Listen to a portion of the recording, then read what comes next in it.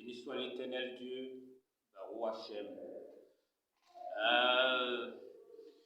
Il y a une nouvelle qui est arrivée, une nouvelle qui n'honore pas toute cette communauté africaine qui est en France. Il s'agit de certaines personnes qu'on va appeler des blogueurs, mais ils apportent rien à la société et c'est l'occasion de parler d'eux en fait, parce qu'ils n'apportent rien à la société. On leur donne cette importance.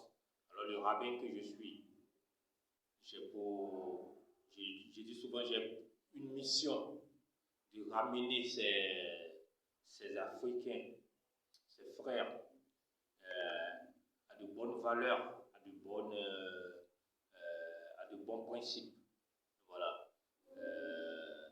Parce qu'il ne faut pas laisser cette partie des people, il ne faut pas laisser ça au diable. Alors nous nous en mêlons.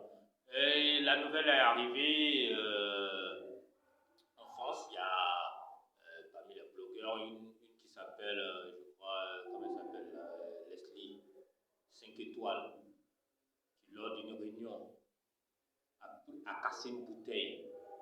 Il l'a plantée dans l'autre fille qui n'a pas un bon comportement du fait qu'elle transgresse la loi de Dieu. Elle s'est lancée dans des pratiques interdites par le Seigneur.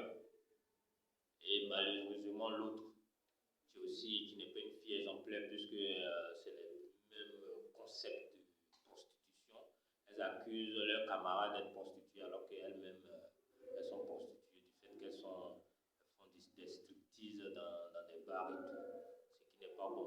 Donc le diable s'est emparé de Leslie 5 étoiles et a cassé une bouteille pour aller planter ça dans l'homme Gugu, qui n'est pas un modèle aussi. Vous comprenez, quand vous êtes dans un contexte du diable, un contexte maléfique, des choses qui arrivent. Donc ça fait que l'autre Gugu est à l'hôpital dans des situations critiques et la police a arrêté Leslie. Voilà des comportements. Les gens disent souvent que vous êtes les plus, les plus mal élevés, les plus impolis dans les paroles sur Internet. On a fait des questionnaires sur Paris, on a demandé à plein de personnes, à des Européens, à des Africains, on dit vous êtes les plus durs dans les mots. Cherchez à changer un jour que de continuer dans des paroles aussi agressives qui emmènent des morts maintenant, parce que vous êtes à l'étape maintenant d'assassinat. On vous critique d'avoir des paroles méchantes, des paroles impolies, selon l'avis de plusieurs Français et d'autres Africains aussi. Mais vous continuez à vous insulter de cette manière. Et c'est arrivé maintenant au niveau de se porter main, parce que la violence de la parole arrive là. Voilà. Donc nous, notre but, c'est vraiment de dire à la jeunesse, à tous ces gens qui sortent sur Internet et tout, d'arrêter d'être agressif, tout simplement. Et si vous avez un problème, dites ce que vous avez à dire. Regardez la loi de Dieu et puis dites ce qui ne va pas avec. L'autre m'a insulté sur tel point. Vraiment, c'est de l'injustice. L'injustice est condamnable par Dieu. Vous faites ressortir où se trouve l'injustice. Je n'ai pas fait ça, je n'ai pas été prostituée, Voilà. L'autre te dit, le PD, je ne suis pas homosexuel, il m'a traité. Il a porté un faux témoignage sur moi, c'est condamné par Dieu. Voilà comment on procède. Mais ne vous mettez pas là avec des mots sales.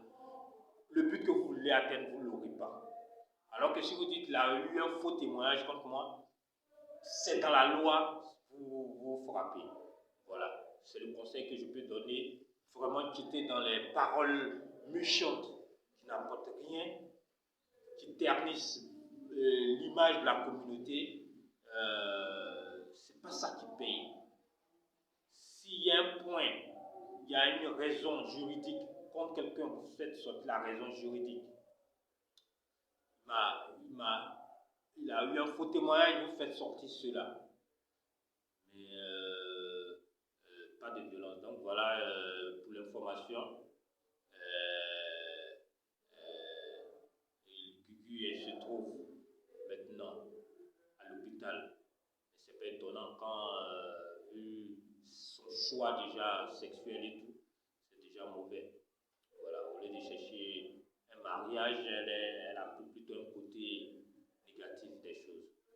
Voilà, on en a fini. Quitter dans la violence des paroles, les paroles ça blesse.